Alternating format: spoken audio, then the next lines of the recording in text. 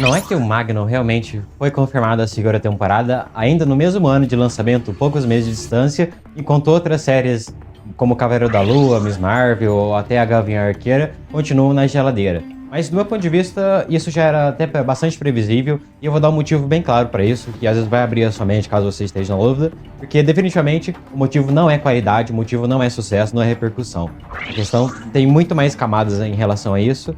Mas fica ligado porque aqui é a Central da SHIELD, onde a gente discute todas as coisas que estão atuais em relação ao universo Marvel, ou seja, esses debates de internet, eu tento trazer pra cá para trazer uma opinião de quem realmente lê quadrinhos e tá contextualizado sobre essas questões do UCM também, beleza? Então, indo direto pro assunto, definitivamente a gente pode dizer que as séries anteriores da Marvel, com exceção do WandaVision e do Loki, que foram extremamente aclamadas, o restante dividiu opiniões, né? Seja algumas pessoas com problemas em relação ao Cavaleiro da Lua, e ele começou mais intimista e acabou mais ou menos seguindo a fórmula da Marvel, né? De grandes combates, ou até em relação à polêmica que gerou as mudanças dos poderes da Miss Marvel em comparação à versão dela dos quadrinhos, né? Que tinha toda uma questão elástica, digamos assim, o que de fato afastou bastante o público. Mas, definitivamente, esse não é a razão para um cancelamento, né? Porque a série do Gavião Arqueiro, né? Da Gavião Arqueira, né? Que é o título original é só Hawkeye. Ele foi muito mais elogiado por questões de ser consistente do começo ao fim, tá contando aquela historinha de Natal, permitindo um outro ponto de vista de um Vingador que, em tese, não é tão super quanto os outros, assim, o que eu pessoalmente gosto bastante da série da Gavião Arqueiro. Eu quero ver mais a Kate Bishop nas telas, até porque, do meu ponto de vista, ela é até melhor adaptada que os quadrinhos, né? Que os quadrinhos é muito mais séria, muito mais carrancuda, enquanto o próprio Gavião é um cara mais brincalhão. Nas séries eles inverteram, que eu acho que combinou até mais, considerando que a diferença de idade dos dois. Mas, falando sobre o Magno, inclusive, ele tinha tudo para dar polêmica, em consideração a mudança de etnia que teve do Simon Williams, né? Considerando que nos quadrinhos ele tem um visual de pele branca, digamos assim. E até a mudança toda do contexto dele em relação a ele tá começando do zero, enquanto nos quadrinhos da Marvel ele é muito mais retratado como se fosse um Johnny Cage, assim, um cara que já tá no auge, um cara que já é bem sucedido, digamos assim. Mas aí até, inclusive, ele tem muito mais vínculo com os Vingadores, considerando que a personalidade dele foi a quem foi copiada para se tornar o Visão, né? No outro, baseado na personalidade do Simon Williams, que fez o Visão. Mas definitivamente ele pode se tornar um personagem mais recorrente daqui pra frente, não só pela elogiada série do Magnum, mas o que de fato a resposta para essa segunda temporada é orçamento, porque se a gente percebe em questão de cenas de ação ou diferentes cenários ou basicamente toda a trama girava muito mais em questões psicológicas do personagem, dele tentando superar os problemas que ele tinha em relação ao papel do Magno, dele conseguir se encaixar a vida dele, né? No caso, ele estava sendo chutado de diferentes papéis, a família dele já estava dando aquela pressão, ele tá arrumando um emprego de verdade, digamos assim, né? Mostrando esse dilema que os artistas têm, ele tá seguindo o seu talento, né? Ao invés de, às vezes, estar indo atrás de um caminho mais fácil, digamos assim, que seria um emprego tradicional, o que a família gostaria.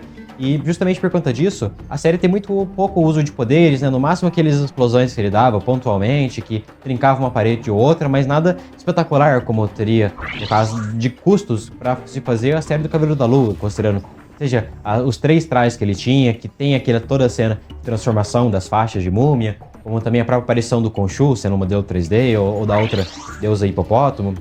A questão é que, para se fazer uma série como Cavaleiro da Lua, inclusive até trazendo o Oscar Isaac, um ator que está sempre nos blockbusters, como Star Wars ou outros gigantes de Hollywood, a Duna também, se não me engano, então é muito mais difícil para eles deixarem consistente a vinda do Cavaleiro da Lua para a segunda, terceira temporada do que do Magnum, né? A única exceção que eu vejo para essa questão de uma série cara que ainda eles continuarem investindo foi a questão do Loki, né? Mas porque basicamente ele seria a coluna vertebral do que viria ali pra frente, né? Seja essa questão da AVT, que seria recorrente de volta com o filme do Deadpool, ou até a questão do próprio tema de multiverso ser o assunto principal dessa saga e com consequência para a próxima saga dos Vingadores, né?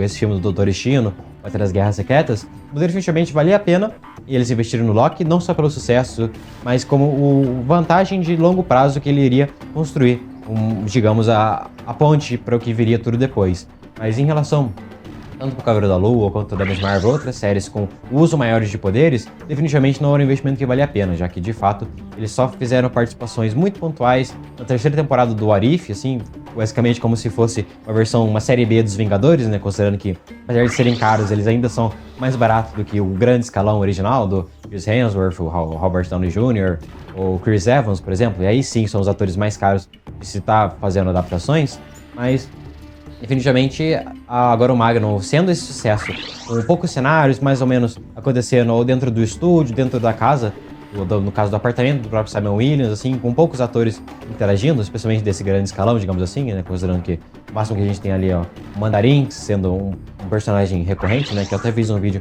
comentando sobre esse desenvolvimento dele, né, baseado em fazer mais sentido para eles desenvolverem personagens desconhecidos ou secundários, ou até criados pelo próprio Sam, né, como o caso do Trevor, né, que não é de fato o Mandarim, como tinha sido prometido no Homem de Ferro 3, mas também e isso permite com que ela vá diminuindo os custos para o que vai vir logo depois, né? E, inclusive, diminuir de forma controlada, porque agora, provavelmente nessa segunda temporada do Magnum, a gente vai ver mais uso dos poderes dele, né? Considerando que no final da temporada anterior a gente viu ele tendo maior controle sobre voo, ele indo buscar o Trevor lá na base do controle de danos, e provavelmente agora ele já tendo mais eficiência no fim das contas daquelas explosões, né? Para às vezes estar combatendo o crime, não só utilizando os poderes para atuando, digamos assim, ou só escondendo eles, o que pode gerar, inclusive, bons dilemas em relação àquela lei que tinha sido mostrada sobre o quarto, né? O cara que atravessava paredes acabou desaparecendo com um outro ator sem querer, então acredito que vai sim ter esse lado psicológico de volta do Simon tentando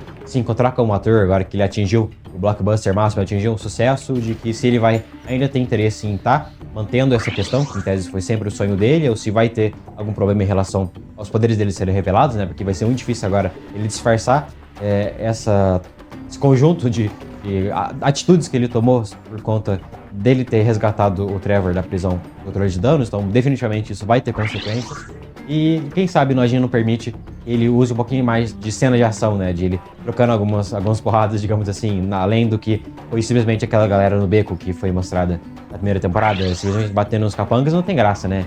Vai que eles resolvem trazer, às vezes, um vilão mais de peso ou algum outro super poderoso pra tá dando algum desafio de fato, porque definitivamente não é qualquer um que consegue bater no Magnum. Mas eu quero saber qual vai ser a opinião de vocês sobre isso. Você acha que vai, de fato, superar as expectativas ou se ele vai ser mais recorrente daqui pra frente no UCM? Porque eu convido vocês a se inscreverem pra estar justamente criando essa comunidade aqui de quem curte realmente as paradas que ainda estão lançando pela Marvel, né? Não só nos filmes, mas também nos quadrinhos, que eu eventualmente vou começar a comentar um pouquinho mais aqui no canal. E deixa o like se curtiu, que por enquanto eu vou indo. E até mais, agentes.